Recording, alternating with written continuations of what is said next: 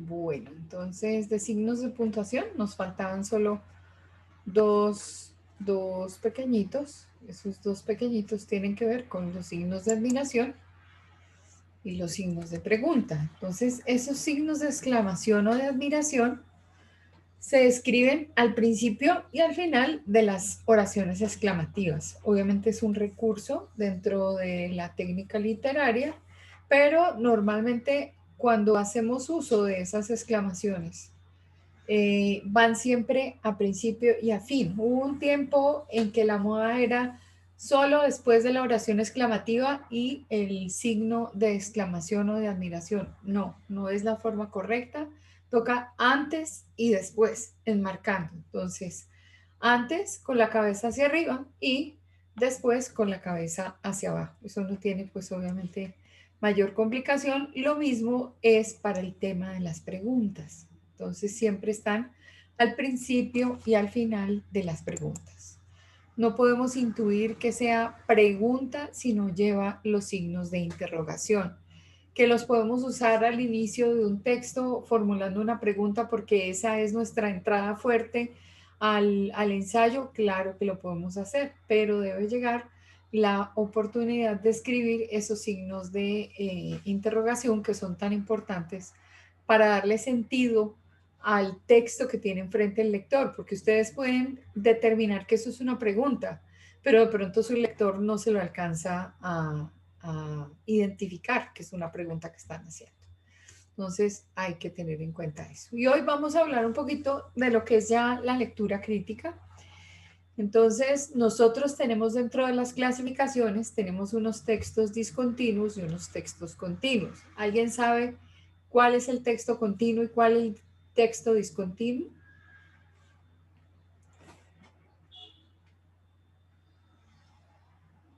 Bueno, no importa.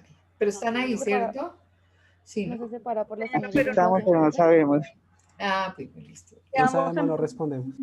importantísimo pues que lo tengamos presente porque a veces no sabemos si lo que tenemos enfrente es un texto o no. Por lo general todo es texto. Entonces vamos a ver en qué consiste, por ejemplo, la lectura crítica. La lectura crítica, ahora voy a profundizar un poquito en el tema del texto. Ay, esperen un segundito, yo voy a revisar aquí esto porque no está. Se saltó.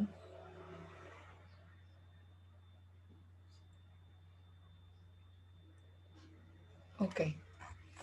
Es que esta diapositiva está colada ahí. La voy a suprimir.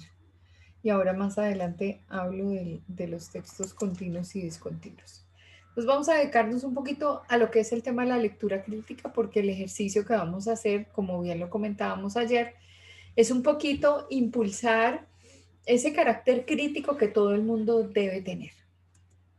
Entonces, ¿en qué consiste la lectura crítica? En medir la capacidad de entendimiento, de interpretación y de evaluación de los textos que uno puede encontrar en la vida cotidiana, en el ámbito académico, en el ámbito laboral y en general en todos los espacios o aspectos donde uno encuentre que hay algún tipo de lectura. Entonces, lo que nosotros proponemos desde Universitaria de Colombia es que en cada carrera haya profesionales críticos, o sea, que a ustedes no les dé por pasar entero. Ayer les comentaba que para comunicación social es muy importante que las personas, digamos, duden de lo que se dice. Es importante dudar. ¿Por qué es importante dudar? Porque si la información no parece creíble, es necesario verificar que de verdad sí lo sea. Entonces, cuando yo estoy haciendo la investigación acerca de esos temas, por ejemplo, ustedes están envueltos en el desarrollo de un tema en especial y tienen una preocupación por escribir por un aspecto específico de ese gran tema que han revisado. Y se pusieron un día a buscar una serie de informaciones, a documentarse acerca de lo que era la temática y encontraron que unos habían escrito, que otros no habían escrito, que sí había habido tesis con respecto a los temas, que hay estudios, que hay informaciones, que en este momento todo el mundo tiene como un llamado especial a tener en cuenta ese tema. Por ejemplo, la inteligencia emocional. Todo el mundo habla de inteligencia emocional hoy en día en entornos organizacionales y nadie sabe qué es inteligencia emocional. Entonces, pues eso es lo más importante, tratar de pisar un terreno de conocimiento. Ustedes saben que las competencias de toda persona están en el saber hacer las cosas, en el saber ser, que es una cuestión actitudinal, y adicionalmente debe uno tener pues como una aptitud para poder hacer el trabajo. Entonces en esas 4 competencias se establece la vida de los seres humanos en todo, en la parte emocional, en la parte afectiva, en la parte familiar, en la parte laboral, en la parte académica. Siempre vamos a encontrar ese tipo de clasificación y vamos a encontrar competencias que tiene cada quien, que son únicas en cada quien y que pues no necesariamente tengo que tener todo, sino que yo soy una persona que en mi individualidad, en esa originalidad de la que habla la comunicación, en esa singularidad de la que habla la comunicación, también tengo derecho específico a tener mi forma de procesar la información, mi forma de aprender, pero también un criterio único para bueno, proporcionar una posición crítica a lo que hago. Entonces decíamos que también mencionábamos que no somos muy amigos de leer y que no somos muy amigos de leer porque pues digamos que ese hábito no lo hemos cultivado en Colombia y que la tristeza es que hoy en día casi el número promedio de libros de un colombiano es de 1.3 libros, como quien dice, leo un libro y punta porque ni siquiera lo alcanzo a leer. Eso realmente es vergonzoso y tendríamos que mejorar ese ponderado porque pues no habla bien de nosotros y somos personas con muchísima capacidad, somos personas muy inteligentes, el colombiano siempre es vivo, el comentario del extranjero es que el colombiano es capaz, de que el colombiano no se achica con nada, de que el colombiano sabe cómo manejar las cosas, entonces se enfrenta a los trabajos, asume los retos, asume cosas nuevas y entonces dentro de ese asumir cosas nuevas debería también estar el tema de la lectura. Y pues es que es, digamos, ustedes me han confesado esto, no, profe, es que yo no he leído casi, o sea, si he leído 2 libros en mi vida es como mucho. Y uno dice, bueno, sí, 2 libros en la vida, pues pongámosle una meta, aunque sea, pongámosle 4. O es que yo no leo ninguno, entonces pongámosle un libro al año, por lo menos, porque es que el hecho de leer nos va a permitir escribir bien y nos va a permitir hacer una crítica y nos va a permitir construir un tipo de perfil específico muy llamativo en entornos organizacionales, sobre todo para elegir colaboradores que vengan y nos ayuden en las empresas a crecer y a cada vez estar mejor. Entonces, ¿qué pretende esta lectura? Pues al establecer la comprensión lectora, las personas interpretan, aprenden de temas nuevos, toman posturas críticas y no se requiere tener un conocimiento previo. No se necesita ser un erudito en el tema para poder llegar a hacer un proceso crítico de la misma lectura, ¿no? Para absolutamente nada. Todos ya teniendo como base ese sentido común, teniendo como base el aprendizaje de la vida, la experiencia, más una cantidad de cosas aprendidas, yo puedo sumar el contenido de ese nuevo libro, de ese nuevo texto que me va a permitir a mí, digamos, abrir nuevas puertas y entonces es recomendable leer porque esa lectura crítica va a fortalecer mucho el criterio de las personas, los temores, vamos a tener argumentos, o sea, va a ser absolutamente interesante entrar dentro de esa dinámica. ¿En qué consiste la lectura crítica? Bueno, entonces si pensáramos nosotros en lo que es la lectura crítica vista desde el ICFES, que el ICFES evalúa esta competencia tanto en la prueba, creo que en la Saber 11 también, ¿no? Pero en la Saber Pro es una de las evaluaciones más frecuentes que hay para todas las carreras. Todo el mundo tiene un módulo de lectura crítica. Y entonces, ¿qué se evalúa allí? Dice que evalúa 3 competencias que el individuo debe tener. Por lo tanto, en la universidad debemos estar en capacidad de fortalecer esta situación. Entonces dice, las 2 primeras competencias se refieren a comprensión del contenido de un texto, ya sea de nivel local o de nivel global. Ahora vamos a ver de qué se trata el nivel local. La tercera es una aproximación propiamente crítica frente al texto. Como quien dice, los 2 ejercicios que se hacen en estas pruebas, la primera es identificar cuál es el contenido, ¿sí? Y con la tercera prueba, lo que se busca es no solamente identificar qué es el contenido, sino el punto de vista crítico, bien que venga intrínseco dentro del texto o que yo logre hacer crítica a partir de la lectura del texto. Y ahí nuevamente traemos a colación a don Franz Kafka con la metamorfosis. Entonces nosotros tenemos aquí que eso fue escrito en 1915, que el género era novela, hablamos bastante de quién era Gregorio Samsa, que cuáles eran los otros personajes, entonces estaba Grete, esto ya recordatorio para ustedes porque ustedes ya lo saben, y que estaba el padre y que estaba la madre. Entonces, normalmente uno puede hacer una aproximación al libro desde las anteriores características, el género, quién es el personaje principal, quiénes son los otros personajes y tratar de establecer un análisis de ellos. Por ejemplo, en esta metamorfosis de Franz Kafka encontramos que Grete, que es la hermana, de alguna manera se siente como muy comprometida emocionalmente con su hermano. Y en este proceso ya de convertirse a un bicho, a un insecto, a un escarabajo, el señor Gregorio siente una cantidad de situaciones críticas y realmente lo único que lo tranquiliza es oír a su hermana tocarle el violín. Entonces, cuando nosotros vemos esto, empezamos a encontrar unos perfiles psicológicos. Fíjense que cuando a Gregorio lo lastima el propio padre porque cree que de alguna forma va a atacar a la hermana y va a atacar a la mamá,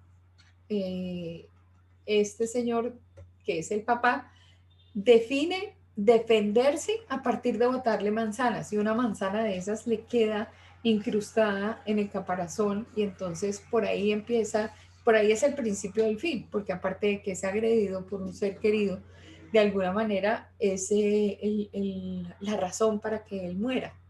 Entonces, cuando uno empieza a analizar eso críticamente y a decir, ¿y será que es que el papá no le tiraba manzanas físicas a Franz Kafka, sino que lo agredía de manera similar, es decir, lo dejaba herido en su cuerpo, herido en su mente, herido en su espíritu, herido tal vez en tantas cosas, que de alguna forma el autor lo que quiso fue mostrar esta situación vivida por él y reflejada en la obra como un concepto, digamos, crítico de su vida, de su proceso personal. Y así le pasa a mucha gente.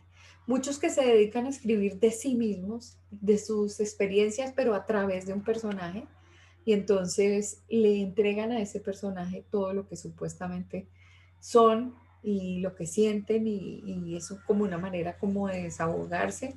Entonces cumplen un papel, un perfil psicológico estos personajes que nos ayudan a analizar la situación general y a tratar de identificar cada uno dentro del contexto donde se mueve la información.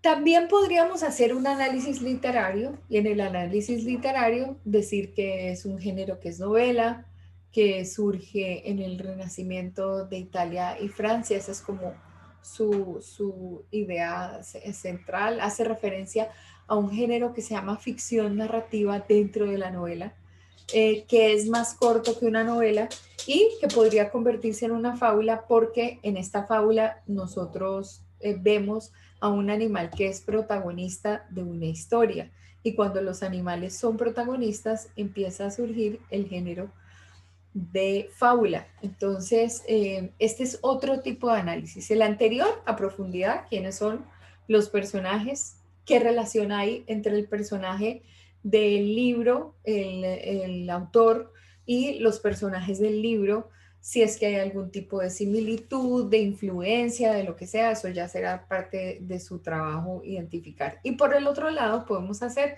un análisis desde lo literario, entonces, qué género es, cómo está construido, pero necesariamente como nosotros no somos escritores ni somos expertos en ese tipo de géneros, entonces no podemos hacer este análisis crítico desde lo literario siendo muy puristas, porque hasta no, mejor dicho, por ahí dicen que hasta no ver, no creer, obviamente hasta no sentir una superficie firme, yo no me siento desestabilizada. Entonces, pues ahí encontramos una gran cantidad de situaciones para hacer análisis.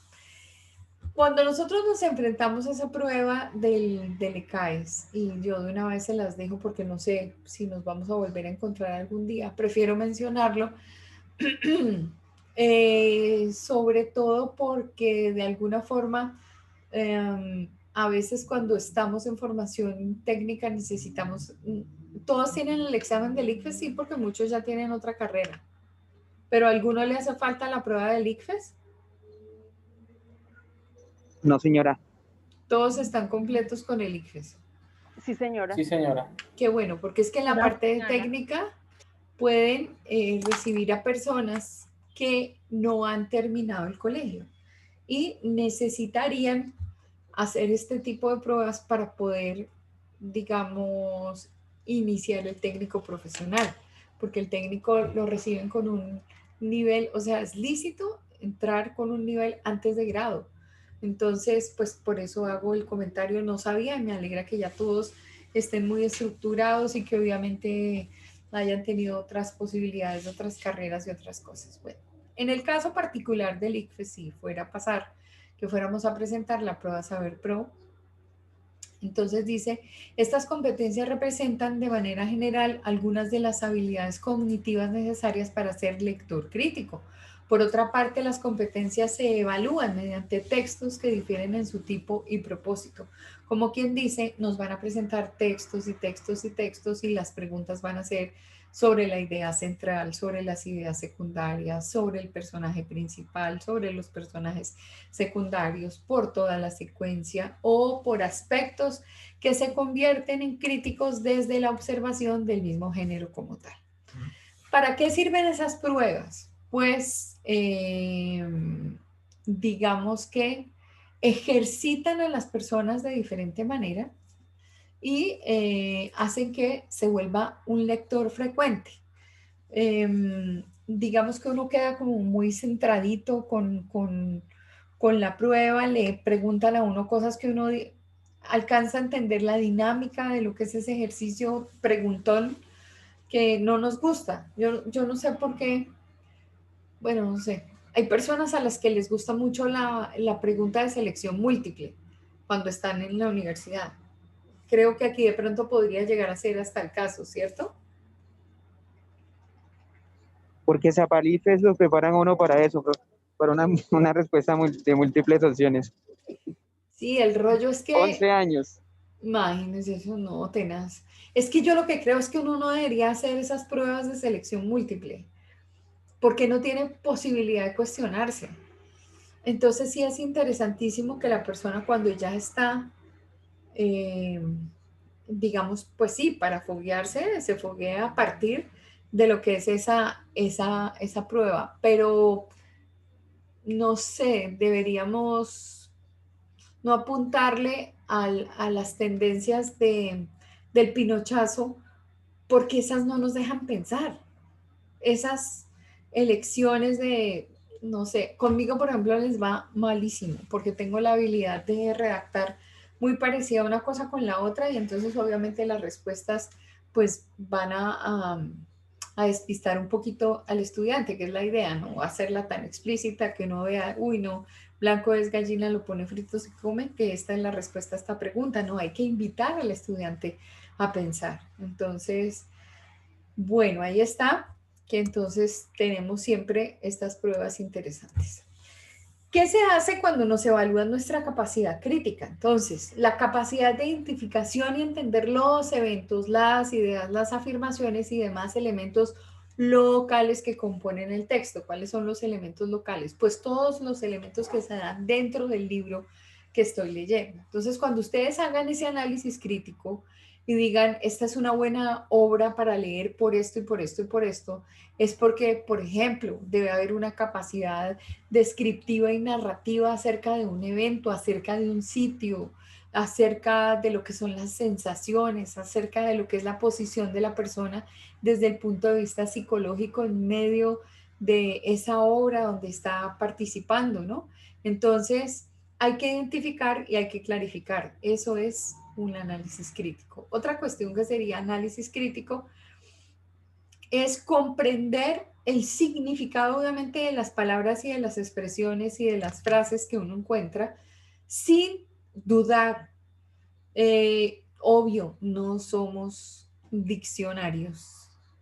Entonces, ¿qué toca hacer? Investigar y ponerle palabras nuevas a nuestro léxico. Decíamos al principio que si nos hubiéramos puesto juiciosos y todos los días aprendiéramos una nueva palabra, pues calculen que vamos a aprender muchísimo, ¿cierto?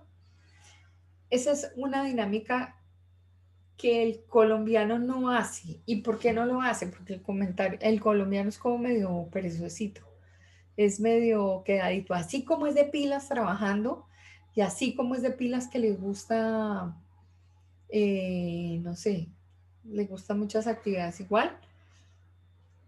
eh, pues pienso que, bueno, en fin, es que hacen los comentarios como que me sobran, pero bueno. No importa.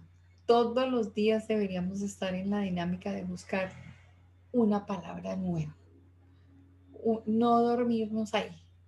Una palabra que no conozcamos. Una palabra que diga, eh, la convertí en mi meme de hoy. Que hoy me llegó la palabra resiliencia. ¿Alguien sabe qué es la resiliencia que está tan de moda? Fíjense que ya hemos hablado La de dos. capacidad de Ya adaptarse a las levantarte circunstancias. después de caer. Exactamente. Es renovarse cada día. Entonces, si cada quien a esa palabreja, ¿cuántos no sabían que era resiliencia? Yo no sabía, profe. No, no sabía, profe. Yo tampoco, profe. Tampoco, profe. Ok, fíjense que de pronto es la gran mayoría que no sabía que era resiliencia. Entonces, hoy todos vamos a anotar en el cuaderno qué es resiliencia y los invito a redactar ya 2 segunditos. Resiliencia. Para cada uno, ¿qué significa? Vamos a escribirla, yo también la voy a escribir después, la voy a escribir acá. Se supone que nos dieron una pauta y es la capacidad para reinventarnos, ¿cierto?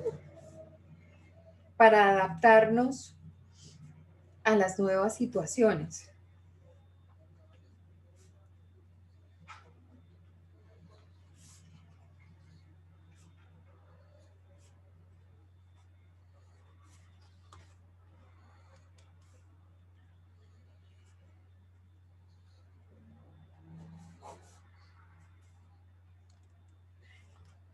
¿Sí están escribiendo?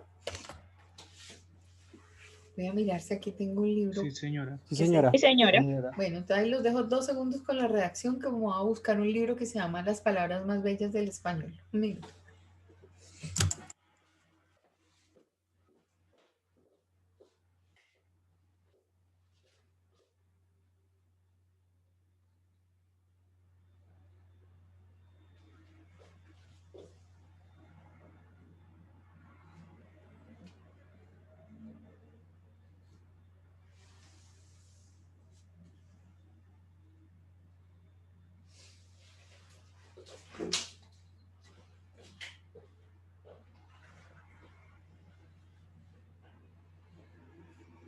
Ese Héctor debe tener un manual de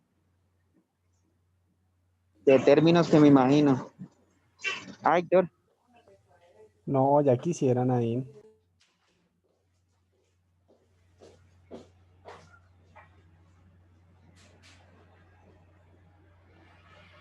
El que tiene eso, la que tiene eso es Lisette Peña. Yo sí creería que ella sí tiene hartos conceptos de eso. No, amigo, estamos igual. ¿Será? Claro. ¿Dudas de mi palabra? No, nunca, nunca, nunca jamás. Eso está ahí. Homero Simpson dice que los términos son palabras que utilizan los intelectuales para sentirse importantes.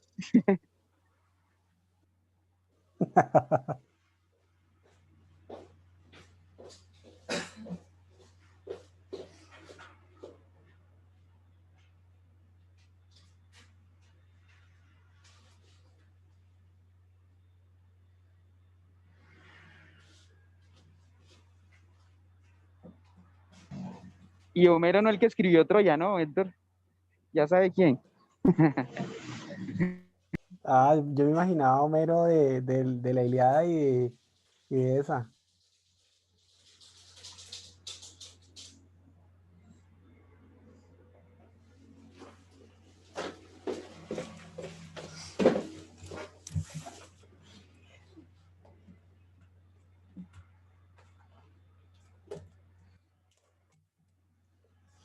Bueno, ya escribimos. Esta cosa. Ya escribimos. Sí, señora. ¿Quién quiere leer algo? Yo, profe, pues no sé, a ver si... Dale, dale, Fanny, adelante. Nos decía que la resiliencia es renovarnos cada día. En algún momento nosotros en la iglesia nos decían que era que subir como el IVA, y que era el IVA, de subir las ideas y la innovación en este tiempo de cuarentena, buscar la voluntad de Dios y una acción de fe, porque no estábamos acostumbrados a estar tanto tiempo encerrados o compartiendo con nuestras familias, el adaptarnos a trabajar en esta moda virtual, el estudiar, entonces era como unos retos que teníamos todos, entonces pues yo lo tomé como de esa manera, la resiliencia. Qué bueno. ¿Quién más? ¿Quién más? Yo, profe, Adelante. para mí la resiliencia es siempre ver alternativas donde existe un problema. Ok, perfecto. Yo, profe, digamos Yo, que profe, Esperen de a uno. Héctor. ¿Y quién sigue? listo, la resiliencia, Resiliencia. la resiliencia es una aptitud, Ajá. yo creo que es una aptitud de cada persona Sí. de afrontar las cosas a diario. De las dificultades salen mejores cosas para aprender. Qué bueno. Muy bien. ¿Quién dijo yo, profe, que era una niña que no vi? Yo, profe Karen. Hola, Karen. ¿Cómo estás? Bien, sí, señora. Pues para mí la resiliencia es como la capacidad de adaptarse a las nuevas situaciones, enfrentar los problemas, o sea, enfrentar como los problemas que se presentan a diario, superando estos obstáculos sin dejar de caerse, o sea, sin dejarse afectar por esto, sino buscar como alternativas para poder enfrentar estos problemas. Qué bien, Karen. Muy bien. ¿Quién más? ¿Quién más? No, profe. Dale. Para mí, pues es también como la resistencia frente a la adversidad y en ocasiones esa capacidad para reconstruirnos. Qué bonito. Muy bien. ¿Quién más? Yo, profe, Dale. para mí la resiliencia es como, pues sabemos que cuando tengamos un problema, buscaré la solución y no quedarnos en el problema. Correcto. Ajá. Muy bien. ¿Quién más?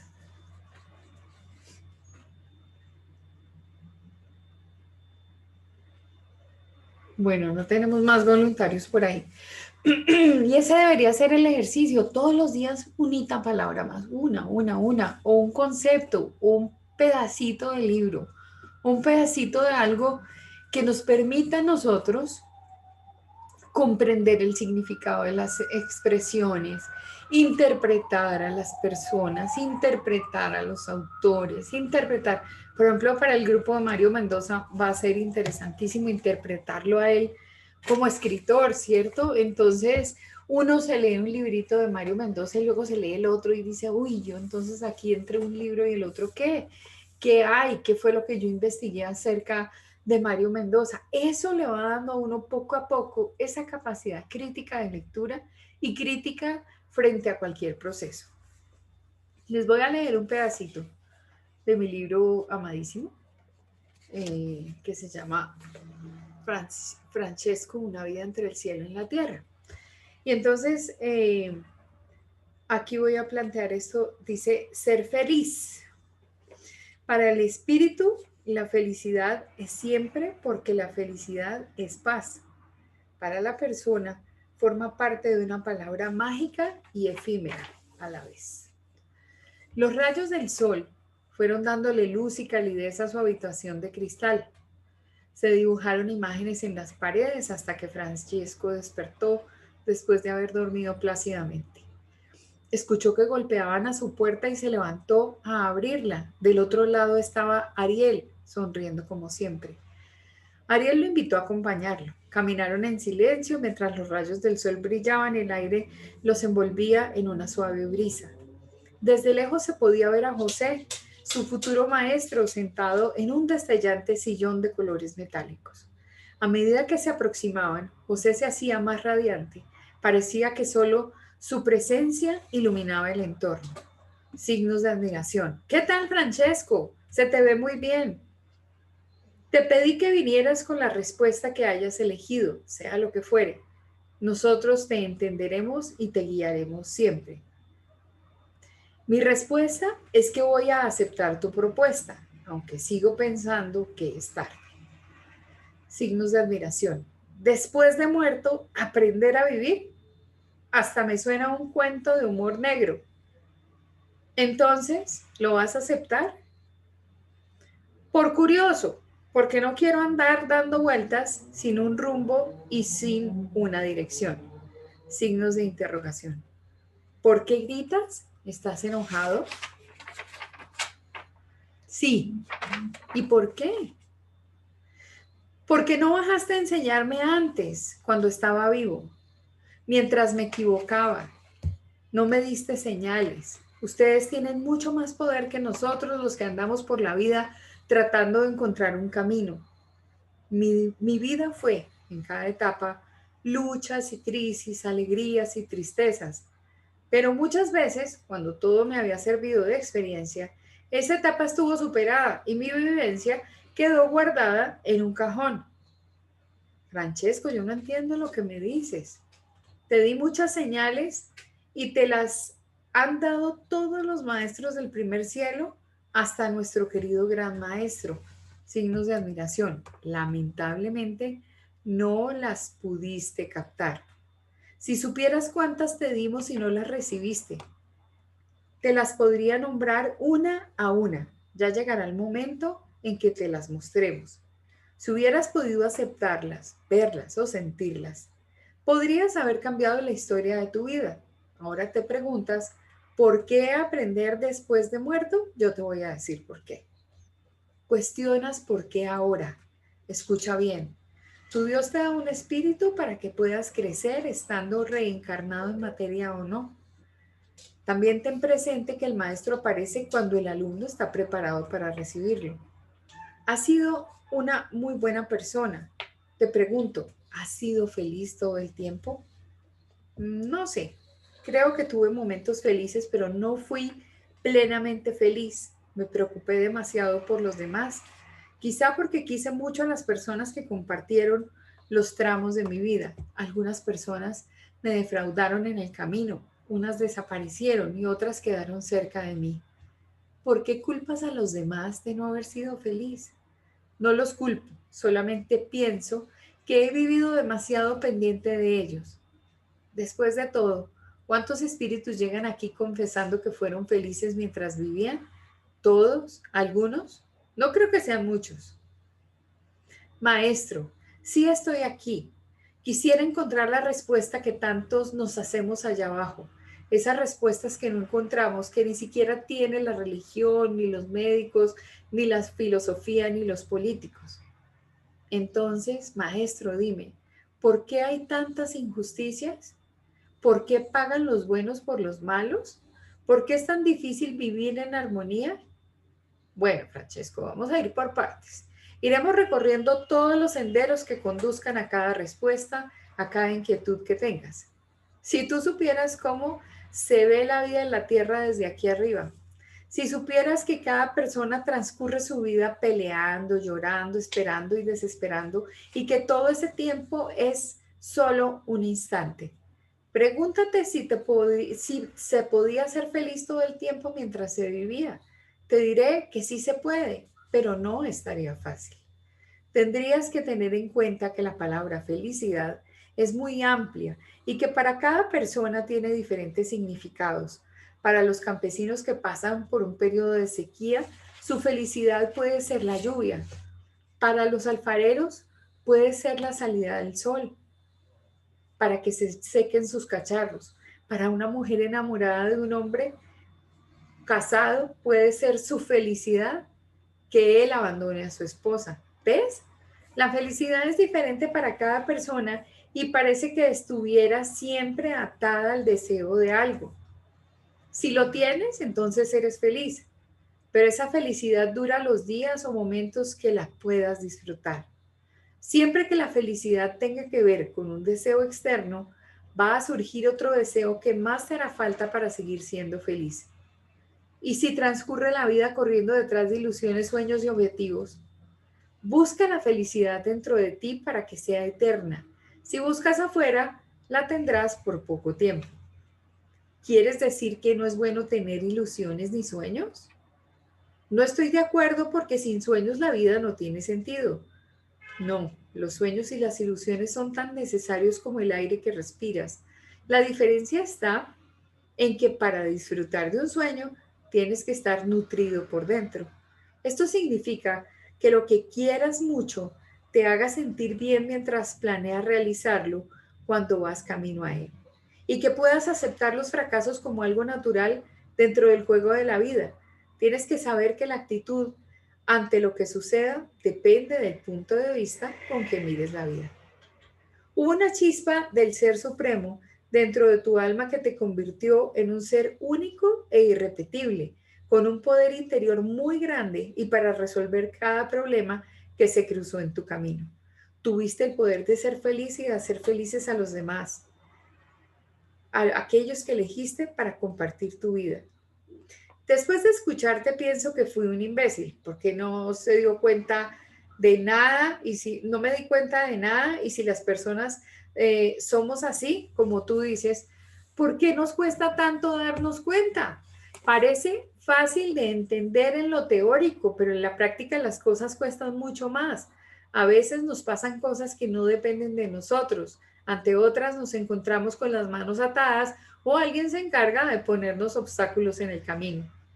Las personas te limitan, te frustran, eso le están contestando a Francisco, te invaden, siempre y cuando tú lo permitas. No has sido un imbécil, ni un tonto, ni nada que se le parezca. Viviste de acuerdo con tu crianza, con lo que te enseñaron tus padres, con las creencias que te inculcaron y con tus valores. Hiciste todo considerando que era lo mejor y lo más acertado para salir adelante. Seguramente hubo situaciones que no esperabas, que no pudiste resolver o resolviste de manera equivocada o no te jugaste la vida y eso está bien. Cuando estaba vivo no me consideraba una persona con muy buena estrella. Siempre me comparaba con mis amigos y con las personas que yo conocía. Tenía la sensación de que a mí me costaba todo más. Nunca fui envidioso, al contrario, me alegraba mucho cuando alguien progresaba. Lamentablemente parecía que la buena suerte no me acompañaba. Todas las personas nacen con la misma posibilidad de hacer realidad sus sueños, de conocer el amor, todas sin excepción. Todas están en la misma línea de salida. La diferencia es que cada una responde de manera diferente a la carrera de obstáculos que tiene que sortear en la vida. Piensa cuántos años transcurrieron sin que tuvieras claro cuál era el objeto de tu vida. ¿Cuánto tiempo miraste la botella medio vacía y qué pocas veces la viste medio llena? Las personas desperdician gran parte de su vida porque se preguntan qué será lo que vendrá más adelante en el mañana, ese mañana que cuando llega es presente. ¿Cuántas veces tuviste un problema que no te dejó dormir que te tenía sumamente preocupado y que se solucionó al tiempo y a su paso. ¿Cuántas veces sufriste por no obtener lo deseado y después te diste cuenta de que si hubieses forzado esa situación, todo hubiera empeorado? Lo que deseas no es siempre lo que te conviene. Si vas tras un objetivo y recibes señales de coincidencia o casualidad, todo te estará mostrando que estás en el tiempo y el camino indicado. Si vas detrás de un deseo y no aparecen coincidencias, busca la forma de estar más atento para recibir las señales que te mandan desde acá arriba. A lo mejor aparecen otras opciones. Deja que el Ser Supremo te guíe. Deja que Él te envíe señales. No fuerces nada. El universo fue hecho para ti. Está puesto a tu servicio. El Ser Supremo es sabio. ¿Cómo les pareció? Interesante. Espectacular. Excelente. Wow. Bonito, ¿no? Sí, dice las cosas muy Señor. ciertas, o sea, lo hace uno reflexionar. Sí, lo hace uno reflexionar. Entonces uno lo que tiene que hacer, obviamente, es empezar a esculcar en esos libros, por ejemplo, en esas lecturas, momentos agradables. ¿Quién dijo que esta tarea había que leérsela en 2 días o en 3 semanas? No, al ritmo que tenga la vida. Y en este momento, pues, acabamos de leer un capitulito y no nos demoramos nada. Nos leímos el segundo capítulo de este libro que se llama Francesco, una vida entre el cielo y la tierra, y se llama Ser feliz. Y entonces lo que todos tuvimos posibilidad de revisar, de mirar, no había palabras extrañas, por lo tanto no tuvimos que buscar el significado de las palabras, ni de las expresiones, ni de las frases, pero sí pudimos volar con la imaginación, sí pudimos tener de pronto un momento de paz y de tranquilidad porque estaban todos tal vez pensando justamente en esa lectura.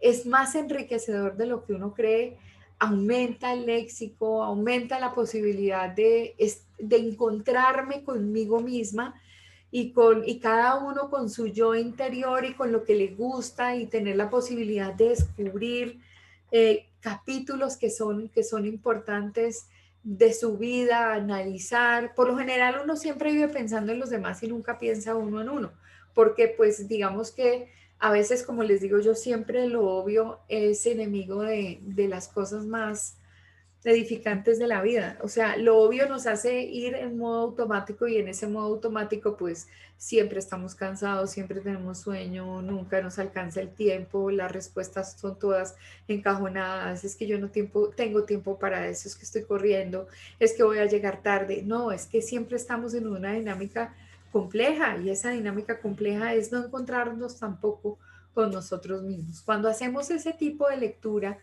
eh, con todo, con cosas que a ustedes les van a servir para su profesión, con libros de cualquier índole, todo va a ser ganancia. Entonces, sí, y mucho más agradable si uno le puede poner, digamos, su toque crítico. Para algunos, por ejemplo, cuando se habla del gran maestro, aquí no dice quién es el gran maestro que cada uno tenga. Y si no hay gran maestro, pues será el gran maestro de cualquier cosa que ustedes tengan, pero que dentro del contexto los lleve a ustedes a ubicarse, a vivir, a sentir, a experimentar, a tener esas nuevas experiencias a partir de la lectura. Entonces, ¿me pueden contar cómo se sintieron?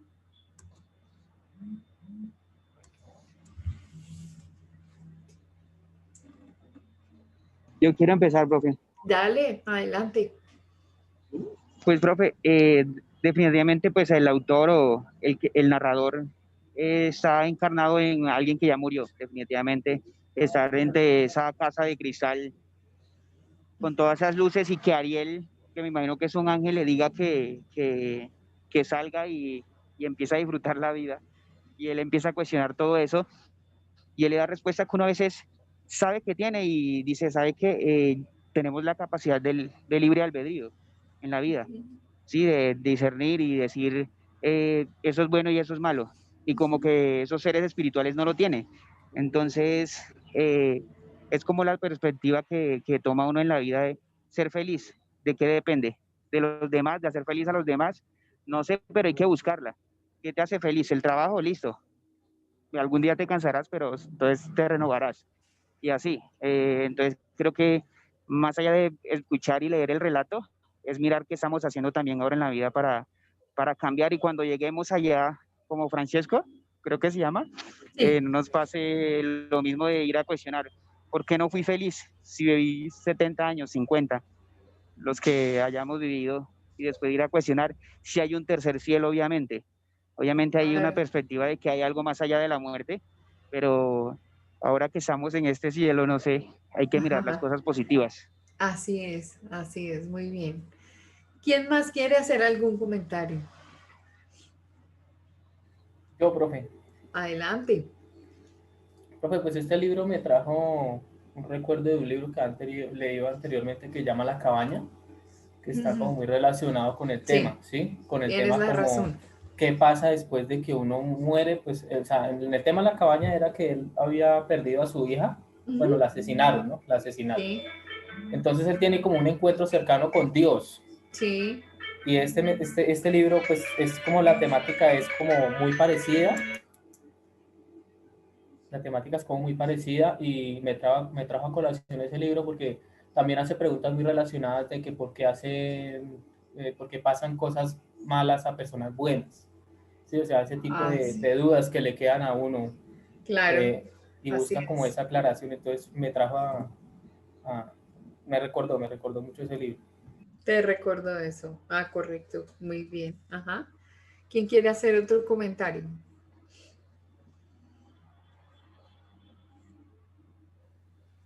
Yo, profe, digamos que ahí la reflexión también, dependiendo del libro y lo que dice Gillian, es verdad, hay muchos libros relacionados con ese tema, pero lo de John Paul, que es La cabaña, es las mismas cosas que nos pasan a uno se cuestiona mucho, uno dice, ¿por qué? ¿Por qué me pasan las cosas a mí? ¿Por qué solo a mí? ¿Por qué? Pero siempre hay una diferencia de por qué pasan las cosas. Hay situaciones que uno dice, ¿por qué me pasa tantas cosas? Pero si hubiera pasado ese tipo de cosas, hubieran sido mucho peor. ¿Sí? Uno se cuestiona mucho. Y pues obviamente que a veces uno, las cuestiones del por qué, uno tiene que darse como la razón por qué pasan las cosas. Cuando uno quiere hacer algo en la vida, hay que hacerlo, no preguntarse más adelante por qué no lo hice. Es mejor hacer las cosas en el momento exacto y no dejar las cosas para después. Hazlo justo, hazlo para poder ser feliz. Créeme que las vivencias que tú haces a diario o las locuras que tú haces a diario son gratificantes para no darse esos golpes de pecho de decir por qué no lo hice, por qué la vida fue así, por qué no fui feliz. Ujú. Así es. En la universidad la semana pasada alguien decía que no hay cosas buenas o situaciones que uno tenga que vivir que sean buenas, ni tampoco que sean malas, sino que eran circunstanciales y que tocaba vivirlas pues tal cual como llegaban, ¿no? Que no sabes de pronto el hecho de que no se hubiera parecido eso que tanto querías, qué mal te hubiera hecho de forma posterior o qué daño te hubiera hecho de forma posterior. Y estaba hablando con una persona que había sido político en la vida, político, de jugar a la política, y me decía, yo no pude acceder a ese cargo por una razón de X o Y motivo, pero ¿qué tal que me hubiera tocado? Hubiera quedado dentro de un grupo de políticos que hoy la mayoría están en la cárcel. Entonces, en ese momento me pareció terrible, en ese momento me pareció que la situación no debería ser, pero hoy le doy gracias al que sea, no sé a quién, pues le doy gracias al que sea, decía esta persona, porque no me permitió acceder a eso, porque si no, hoy estaría en la cárcel. Entonces uno dice, uy, sí, ahí, bien interesante. ¿Algún otro comentario?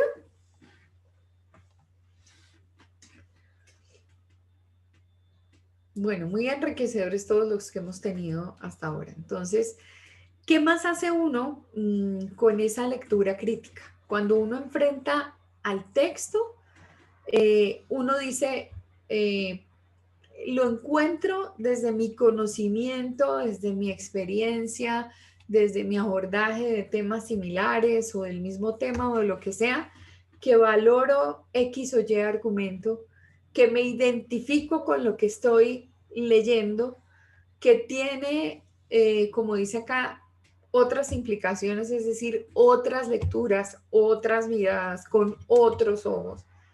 De manera que totalmente la lectura crítica se vuelve el desarrollo de una estrategia que es argumentativa.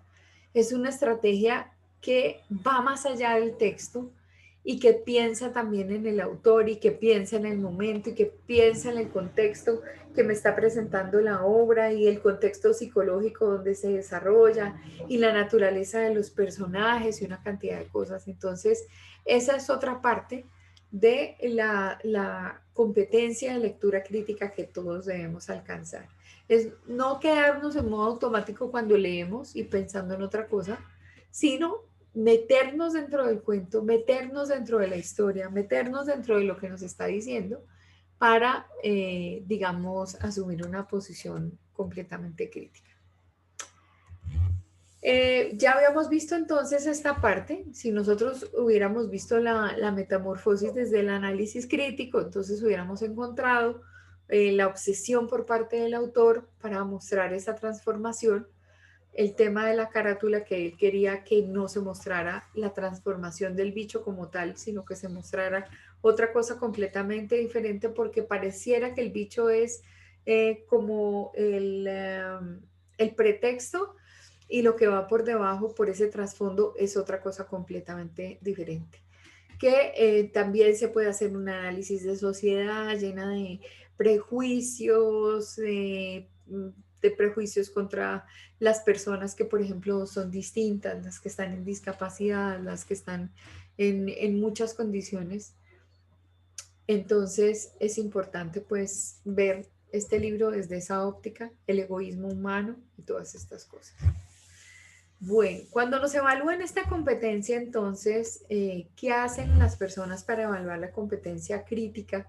Que en este caso podrían ser sus profesores cuando les piden análisis crítico. Entonces, obviamente la fórmula está en identificar los elementos locales del texto, es decir, lo que el texto en sí mismo trae a nivel de historia, de momento específico, planteado en las frases, en los párrafos. Entonces, obvio, allí cuando veo cómo están planteadas esas ideas y su articulación, empiezo a identificar una posición crítica frente al libro.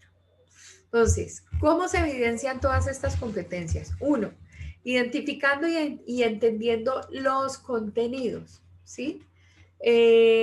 Entendiendo las situaciones, entendiendo los contextos, entendiendo el papel del personaje principal, de los personajes secundarios, el momento histórico, entre comillas, que se está viviendo cuando se está leyendo el libro, o cuando el autor lo quiso escribir, aunque son momentos, cuando yo lo leo en un momento muy diferente, puede ser que tenga una lectura de momento a momento un poco cambiada. Pongamos. Alguien sacó un libro sobre la invasión que hizo la guerrilla sobre las instalaciones del Palacio de Justicia. En ese momento, digamos, la lectura es una. Tenemos un gobierno de Belisario Betancur, tenemos una policía con investigación un poco deficiente, empiezan a surgir algunos políticos que de alguna manera se vuelven incómodos para una condición específica y real de narcotráfico y de empezar a permear una sociedad como la nuestra con todos esos condicionantes. Pero la lectura de la toma del Palacio de Justicia en ese momento es distinta a la que podemos hacer ahora. Es diferente, los momentos son diferentes.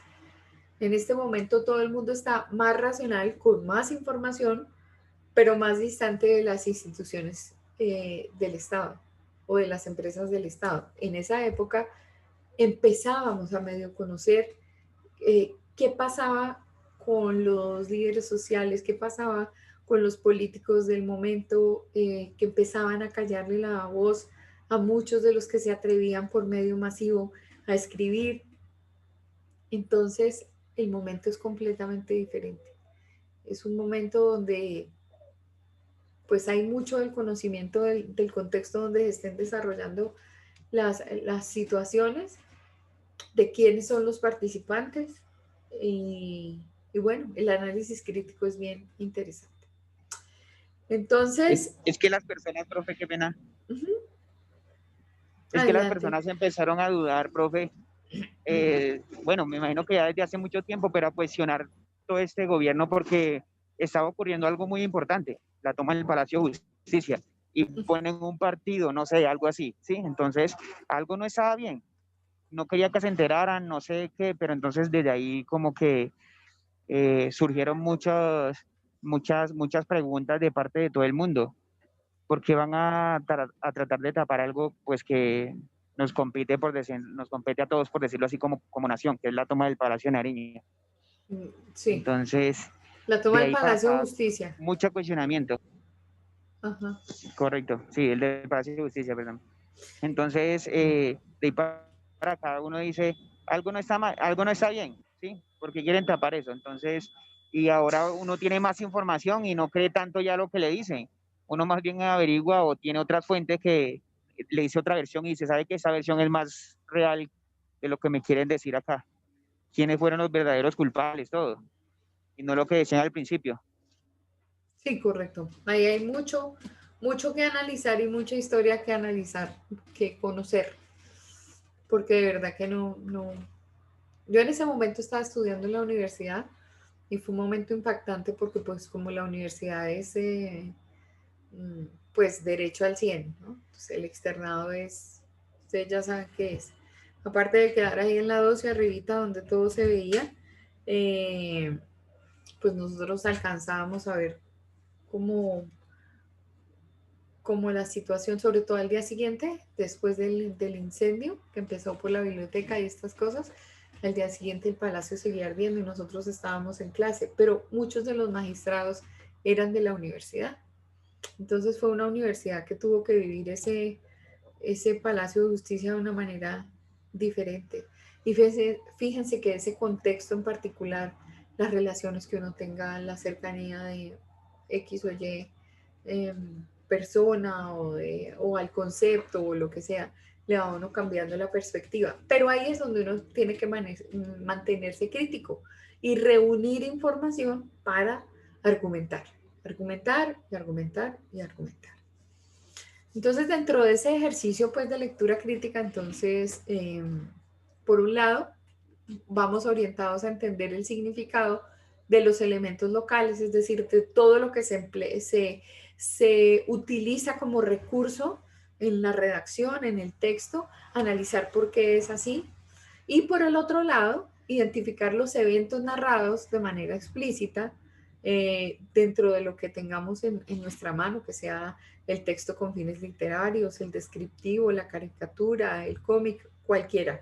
En todo caso, ver cuál es la esencia de esa narrativa y pararle muchas bolas a todos los detalles y a todas las situaciones. Entonces, si fuera el caso de la metamorfosis, estaría viendo que se trata de un evento surreal, que es casi inverosímil, que es casi imposible que eso se dé, pero por dentro también hay una situación muy posible y es la que vive el mismo autor frente a sus demonios y frente a sus temores y frente a sus situaciones muy particulares. La deshumanización, el concepto de enajenación y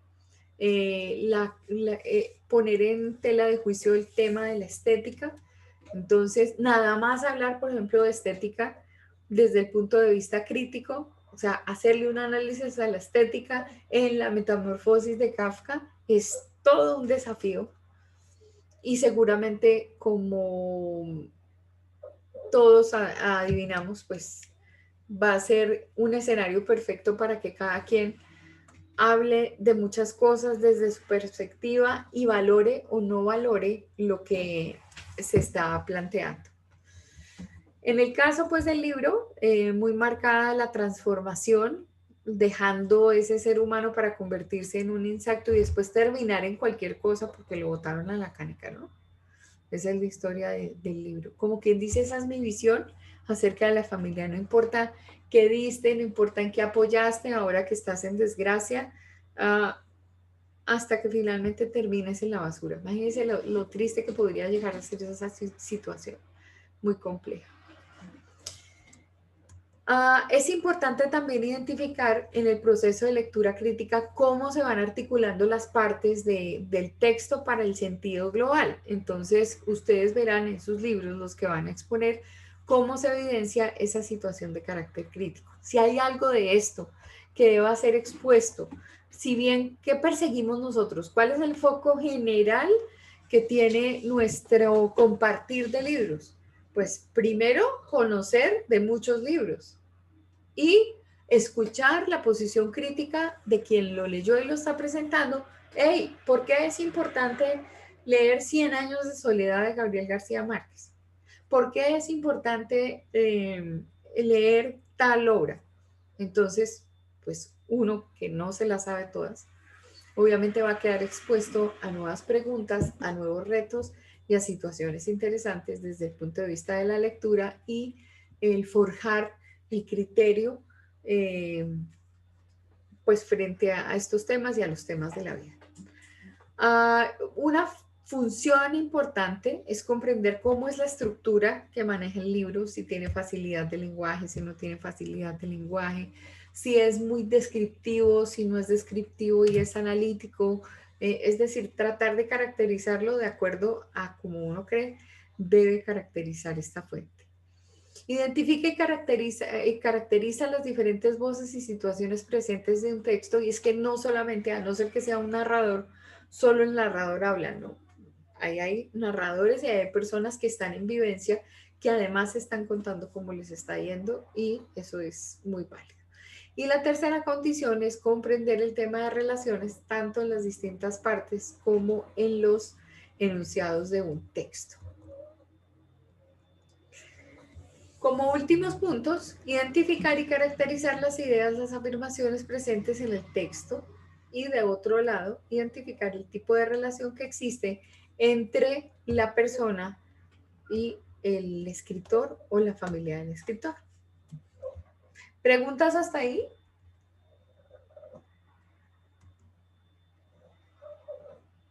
No, señora.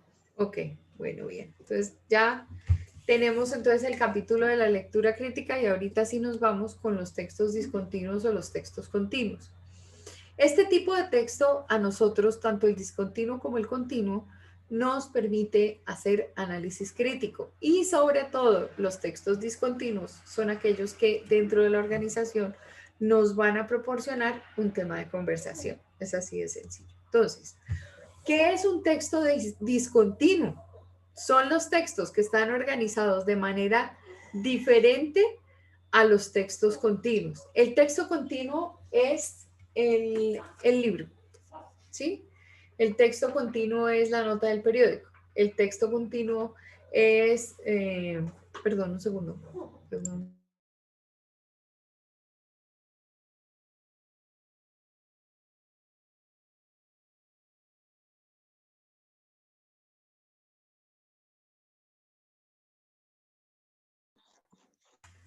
Bueno, qué pena.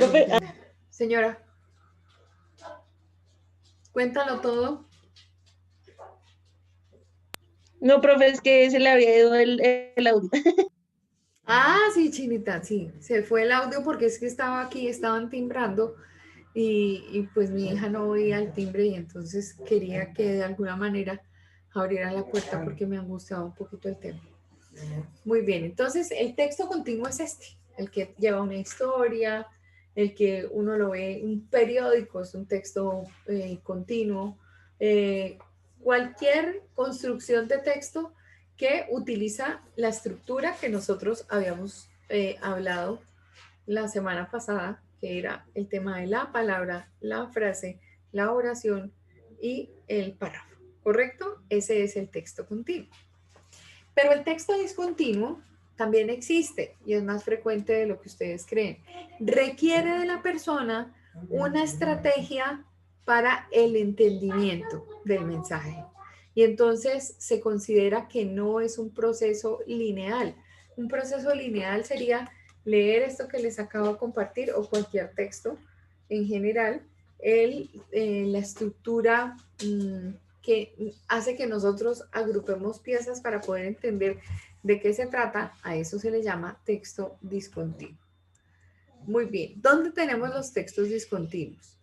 En los cuadros y en los gráficos. Entonces, ¿cómo vemos en cuadros y gráficos? Vemos representaciones icónicas de los datos, hay una argumentación científica,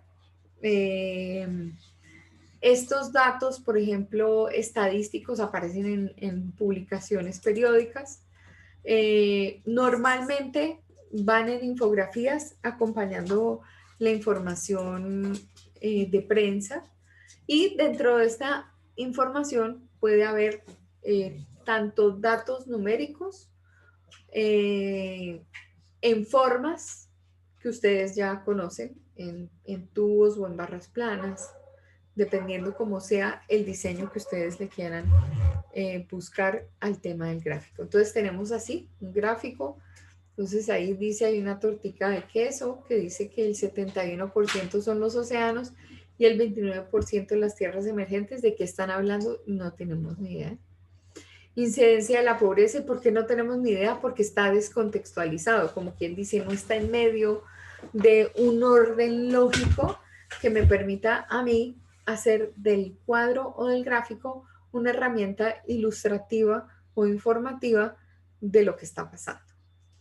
Entonces, ahí vemos unas barras, vemos que van del 33 al 49% y que a más años menor porcentaje.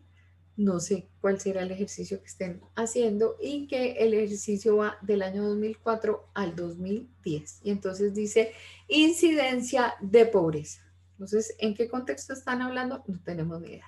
Pero este es un texto discontinuo, o sea, los cuadros y los gráficos son textos discontinuos. Tenemos otros que se llaman tablas, que son matrices o cuadros de doble entrada que se organizan en filas y columnas. Por lo general, todas las entradas de cada fila y todas las de cada columna tienen propiedades en común. Por consiguiente, los encabezados de las columnas y la designación de las filas que forman parte de la estructura informativa del texto. Entonces, las programaciones, las hojas de cálculo, los formularios de pedido, esos son textos discontinuos que de alguna manera llevan una información. Este lo conocemos todos, ¿cierto? Sí, bro. ¿Se fueron todos? Bueno, Los muy bien. caballeros los conocen muy bien. Ese sí lo conocen, ¿no? Ay. Ah, sí. Ay, don Naim. Eso era lo que iba a decir yo, que las mujeres poco que le jalamos a estos cuadros y no entendemos, pero el hombre es un duro. ¿Por qué? Porque esta es la tabla de clasificación, entonces se sabe cómo está cada quien en su grupo. Esto no corresponde ahorita a este ejercicio futbolístico que estamos haciendo, ni más faltaba. Pero dice más o menos una información que sabe cuántos puntos tiene, qué ventaja competitiva tiene frente al otro, qué es bueno, qué es malo, bla, bla, bla. Las lecturas, los señores las saben hacer muy bien. Las mujeres poco en este tema. Y esto es una tabla, y es una tabla de doble entrada, tanto por acá como por aquí. Entonces es importante identificar que esto es un texto discontinuo. ¿Qué otro tipo de texto discontinuo me encuentro? Un diagrama. El diagrama suele acompañar las descripciones técnicas para mostrar, por ejemplo, cómo está el conexionado de algún sistema. Entonces, es importante que visualicemos, según políticas de la compañía, qué debería verse claro en cada uno de estos diagramas y cómo tiene que haber una lectura, y esa lectura de alguna manera es información para la compañía. Entonces, aquí tenemos un diagrama. Este es un diagrama de conexionado de una parte técnica. Entonces aquí me está diciendo que tengo un computador central, que adicionalmente tengo un router, que el computador tiene internet y que el router cumple la función de entregar internet. Tengo acá unas PTZ que son como centrales, estas, de las mismas cámaras. Estas se llaman UPZ. Esta es una cámara común y corriente. Esta no. Aquí hay un conector, aquí hay un equipo con este conector, otro equipo con este conector, otro equipo con este conector. Y para el que lo sabe, lo necesita, lo vive, lo conoce, lo manipula, es muy importante conocer este diagrama, porque no lo entenderán nosotros, pero nosotros sí. Muy bien. El mapa también es un texto discontinuo. Indica distancias, indica recorridos, indica principales ciudades, indica lugares para adquirir el servicio, implica, bueno, una cantidad de cosas. Entonces, el mapa es muy útil. La característica texto discontinuo y pues muy fácil de entender su definición. Ahí la tenemos. Muy bien. Los formularios que llenamos en todas partes también son textos discontinuos. ¿Por qué? Porque no cuentan una historia de por sí, pero si fuera un formulario que da cuenta de mi, no sé, a ver, ¿de qué podría ser? De una compra. En esa compra hay metidas muchas cosas. ¿Qué hay metido en esa compra? En esa compra hay ganas, en esa compra hay ahorros, en esa compra hay oportunidad, en esa compra gracias lo necesitaba. Para quien mira el formulario desde la orden, digamos, como de pedido frío y calculadora, esta me representa, por ejemplo, para los que trabajan en la parte de ventas, esta orden de pedido me representa unos pesos de más y roguemos a Dios porque el negocio funcione. Esa es una lectura. Otros harán otra lectura de la información que hay en el formulario.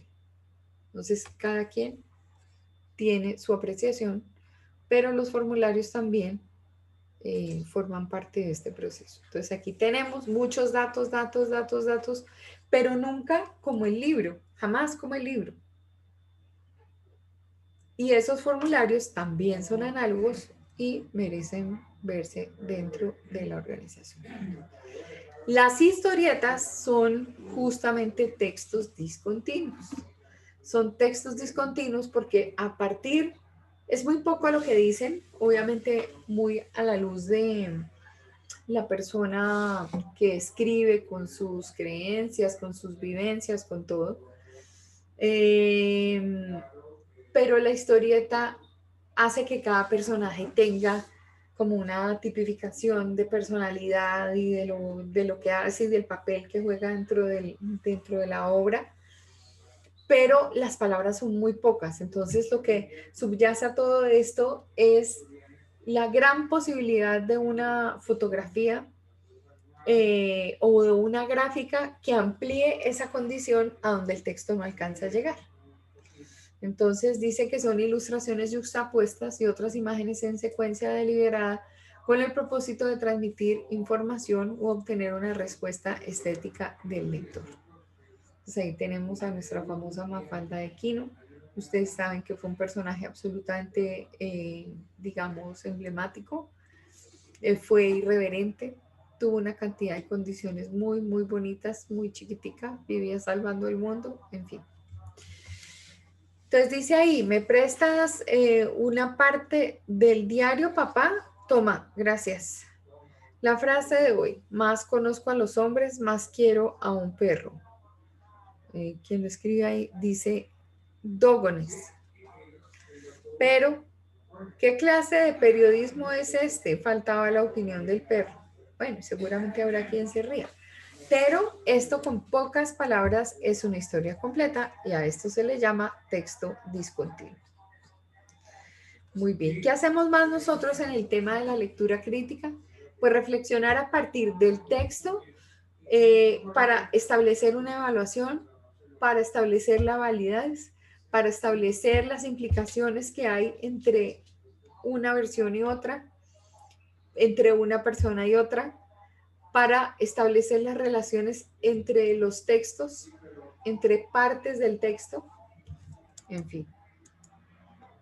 Y obviamente, pues conocer contenidos valorativos presentes en el texto, que para nosotros sería importantísimo. Sé que no les dejan tomar unas fotografías, por ejemplo, cuando les están haciendo ese tipo de evaluaciones, pero para nosotros en la academia sería importantísimo para poder encauzar al estudiante cuando tenga que presentar una prueba de estas.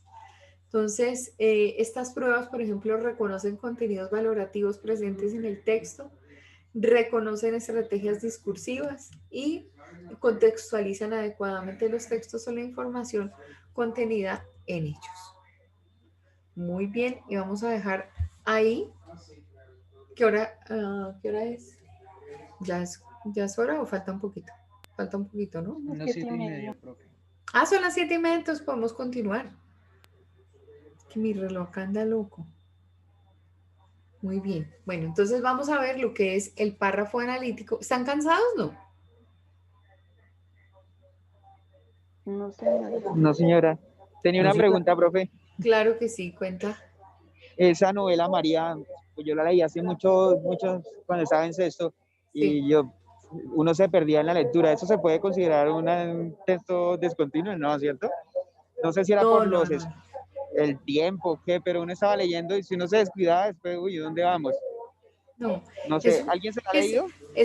Claro, la María de Jorge Isaacs, forma parte de la literatura colombiana dentro del género novela colombiano. Sigue conservando la misma estructura. Lo que pasa es que tú ya eres un hombre moderno, eres un hombre grande y moderno. Entonces, ahí básicamente, primero no es discontinuo, es un texto continuo como tal. A no ser que se hiciera, por ejemplo, de muchos han hecho, yo creo que yo he visto como dibujos animados de grandes obras colombianas. ¿Ustedes recuerdan haber visto eso o yo me la estoy fumando verde en este momento? De por sí creo que le hicieron novela a la Vorágine y a la María. Sí, a ambos les hicieron novela. A ambos les hicieron una novela, ¿cierto? Bueno, bien. Bueno, muy bien. En todo caso, una cosa es la modernidad de la historia, porque yo creo que ahorita, ¿ustedes leyeron la María? Yo sí, profe. Sí, profe. Pero Me hace perdía en la lectura, señora. pero sí. Bueno, recuerdan que aparecían unos cuervos, ¿no? Y los cuervos lloraban. Decían, Sí, que eran como los de la maldición. sí, cada vez que había una cosa extraña, ellos aparecían sobre la mansión o sobre la hacienda. Ahí aparecían y entonces, muy gracioso porque en la recreación de la película, obviamente pues todas las costumbres son del momento. Efraín fue un tipo pues visionario que se fue a estudiar medicina, pero la tuvo que dejar a ella como, no como su prima, sino como la mujer de sus sueños, al lado de sus hermanos y al cuidado de su madre. Y todas esas situaciones que plantean allí obviamente utilizan un lenguaje muy antiguo. Es una forma de hablar diferente. Nosotros hablamos diferente hoy a como hablaban los de, no sé, los años 40 en Bogotá, como se hablaba en... ¿Ustedes recuerdan a una novela que hizo, que era como en Bogotá, que también era costumbrista, El Señor Mata? Sí, señora, que era como de la época de Jorge Eliezer Gaitán, algo así. Exactamente. A eso me refiero, que era de la época de Jorge Eliezer Gaitán. ¿Ustedes recuerdan cómo hablaba la señora de la casa, la empleada? Hablaba muy raro, tenía un acento muy raro y yo decía, pero esto, o sea, ¿quién habla así hoy aquí en Bogotá? O sea, se equivocaron de acentos y los hubieran puesto rolos, re-rolos, aunque no cabían dentro del personaje, pues hasta mejor. Pero en ese momento, cuando hicieron la película, eso era un hit. No el momento, digamos, como de la obra como tal, pero sí el momento de la recreación fue un hit, ¿no? Entonces, son momentos distintos. No se hace esta crítica tanto por valoración, sino porque hay otros conceptos adicionales que engrandecen el análisis de las cosas. Bueno, muy bien. ¿Alguna pregunta hasta ahí? No. No, señor. ¿Todo está clarines? Bueno, muy bien. Entonces, ya habíamos visto los párrafos, ¿cierto? Yo no sé esta presentación porque está en este desorden. ¿Sí habíamos visto los párrafos? Sí, señora. Sí, señora. ¿Cierto? Ok, listo. Bueno, es importante tenerlos en cuenta porque de alguna forma nosotros vamos a tener esta evidencia que nos hace llegar a conceptos de lectura crítica. Entonces vamos a recordar, ¿ya lo recuerdan cuál es el párrafo analítico o lineal? Es el que en la primera oración tiene la idea principal y después siguen las complementarias, correcto, muy bien. Ya habíamos hablado de la responsabilidad. ¿El sintético o envolvente?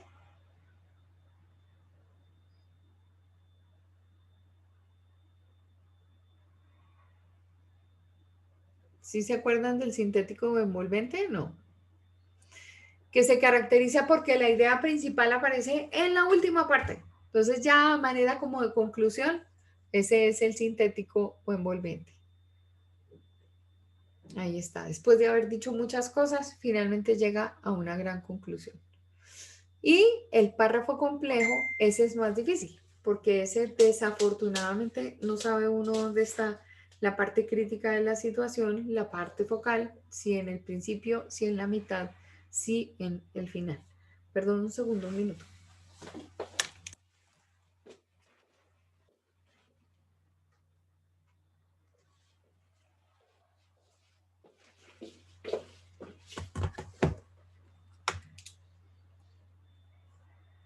Es justamente ahí en procesos de lectura crítica donde en sus exposiciones pueden hacer, por ejemplo, referencias si encontraron los párrafos complejos, si encontraron párrafos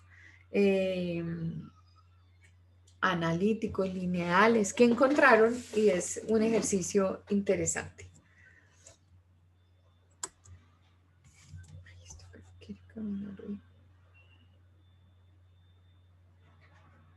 Muy bien.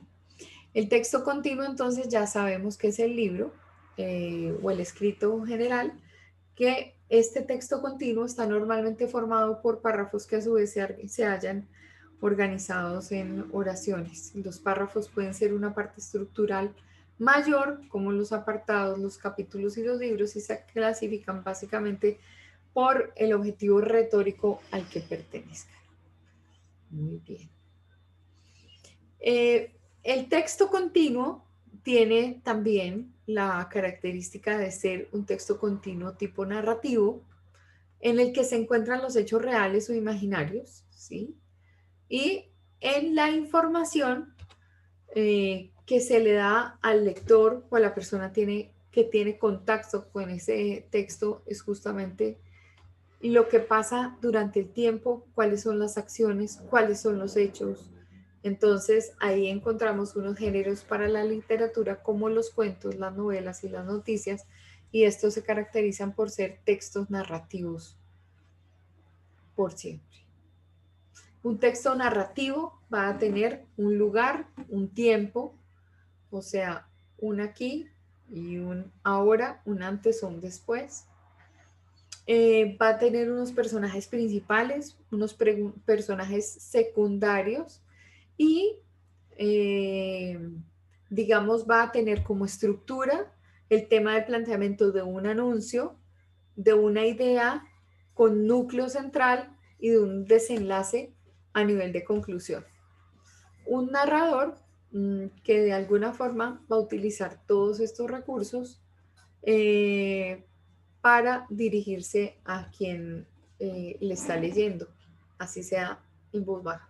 El narrador también puede ser imaginario.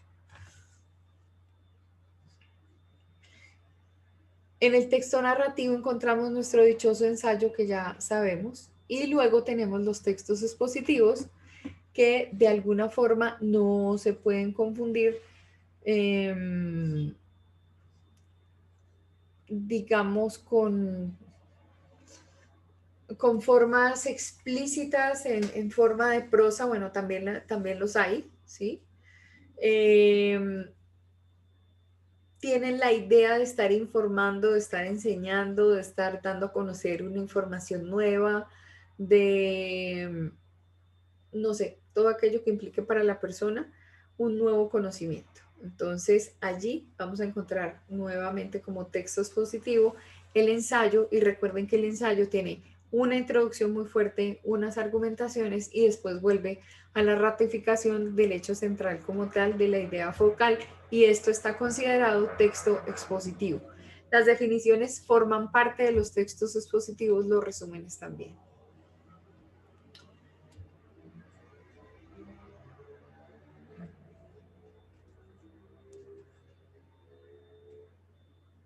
Nuestra teoría de la 5W, y el texto argumentativo, que es, digamos, como la forma que más se usa en el tema de la lectura crítica. Entonces tenemos justamente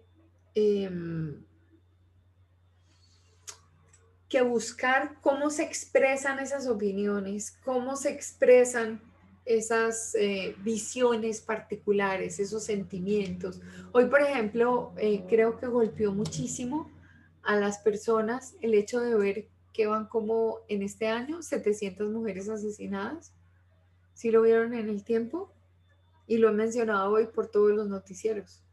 Y le están haciendo el homenaje a las mujeres fallecidas que han sido víctimas de violencia, de algún tipo de violencia. Y es duro verlas. Son más o menos, no sé, pues son como 700, y se ven en la fotografía, obviamente muchas. ¿Sí vieron la foto del tiempo? No, profe, yo vi fue lo de Maradona No, por señor. todo lado. Ah, bueno, Maradona sí, tenaz. Pero esperen, les muestro así por encimita cómo era la fotografía. Qué pena, un segundo.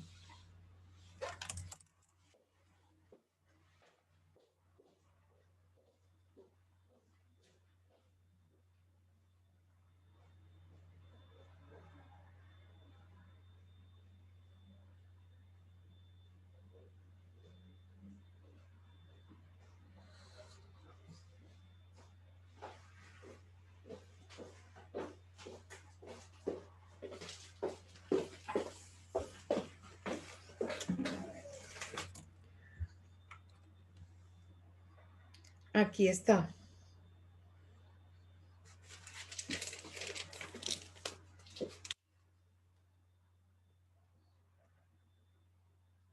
¿Sí las ven? Todas son jovencitas, qué pecado. Pues entre jovencitas las que eligieron ahí.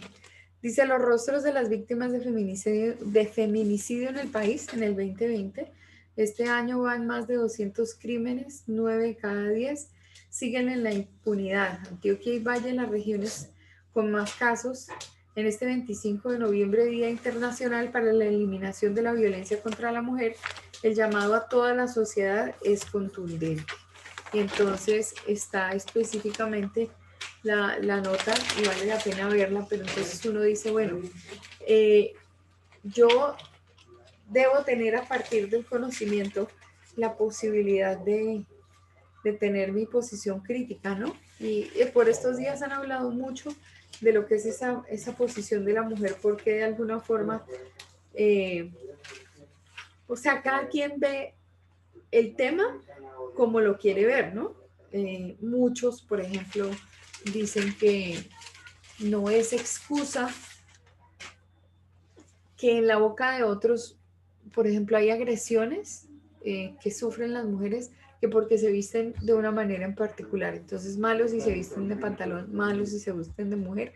Y pues claro, cada uno tiene una posición crítica frente a la situación, pero yo lo que tengo que hacer es argumentar con hechos, argumentar con mucha profundidad, y pues estamos llenos de textos argumentativos, y ojalá ustedes lo pudieran hacer. De parte de ustedes lo están haciendo a partir de los temas que están desarrollando.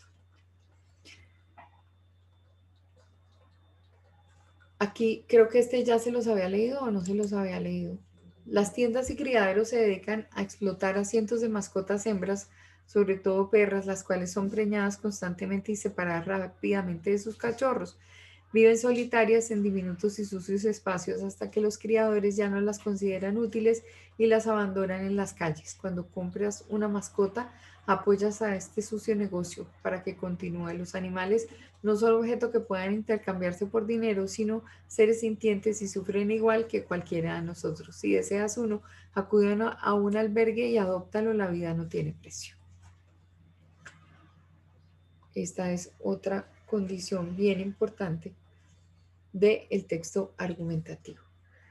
Una tesis es el postulado o frase principal de un contenido en torno al cual se enuncian razones o argumentos que lo hacen válido. De alguna manera, lo que ustedes están haciendo con su texto, focalizando sobre cuál de las preguntas, si sobre el qué o sobre el quién, están centrando la idea de eso que quieren dejar y permear en la mente de quienes lo lean, es una metodología de texto argumentativo. Al hacer una propuesta de esta naturaleza, mostramos y comprobamos sobre hallazgos fruto de nuestra investigación. Todos han recurrido específicamente a buscar qué más hay dentro de la web, dentro de no la web, dentro de lo que es Google, toda la información relativa al tema que nos atañe. ¿Cómo argumentamos? Entonces, nuevamente volvemos a identificar desde el punto de vista del ensayo qué hacer. Despertamos el interés de las personas, focalizamos, armamos frases fuertes, intercalamos frases largas con frases cortas, utilizamos signos de puntuación en admiración, signos de puntuación con interrogación, estamos dejando un análisis crítico para una postura en particular que además exponemos con una serie de argumentos y finalmente terminamos ratificando. Eso es lo que hacemos al despertar pasión. Se da obviamente en torno a las reacciones populares. La fuerza de los argumentos es comprobada desde momentos históricos, eso siempre ha pasado, y hay firmeza en los planteamientos. Bueno, muy bien. Vamos a dejar hasta ahí entonces.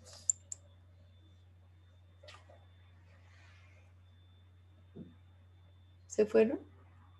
No, señor, No, estamos señora.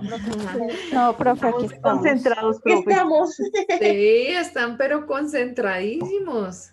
No, profe, entretenidos con su conversación. Muy interesante. Ay, bueno, qué bueno. Me alegro. Porque aprendemos cosas y las podemos poner en práctica y a veces tenemos como las herramientas, pero no sabemos cómo utilizarlas.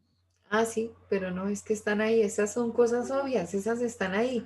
En algún momento las vimos y además las tenemos en este recurso. No les digo que la lengua, por ejemplo, es algo que nosotros manejamos y la manejamos bien, porque hay días en que estamos muy lucidos, hay días en que estamos muy argumentativos, hay días en que estamos muy callados, hay días en que las palabras no nos salen. Ese es el mayor de los desafíos para los profesores, que uno desde su punto de vista anímico, de lo que quiere transmitir, pues a veces está más fluido que otros, ¿no? A veces está como bulto de anzuelo, todo trabado por allá, así conozca. Y si uno se va a esa teoría de comunicación que dice que normalmente uno puede conocer el 100, logra entregar el 80, la persona que lo escucha recibe el 60 y luego cuando va a reproducir lo que supuestamente aprendió, reproduce el 40, la pérdida de información es grandísima, pero muy, muy grande. Bueno, mis chinitos y chinitas, ha sido un placer estar con ustedes hoy. Un abrazo grande, que les vaya bien en su otra clase y mañana nos vemos. Gracias, profe, que descansen. Bendiciones. Con el favor de Dios. Profe. Mañana, con el favor. Gracias. Gracias, Chao. profe, hasta mañana. Buenas noches. Señora. Profe. Señora. ¿Me puedo quedar un momentico con usted cuando cuelguen todos? Sí, claro, sí, señora, con mucho gusto. Ah, bueno.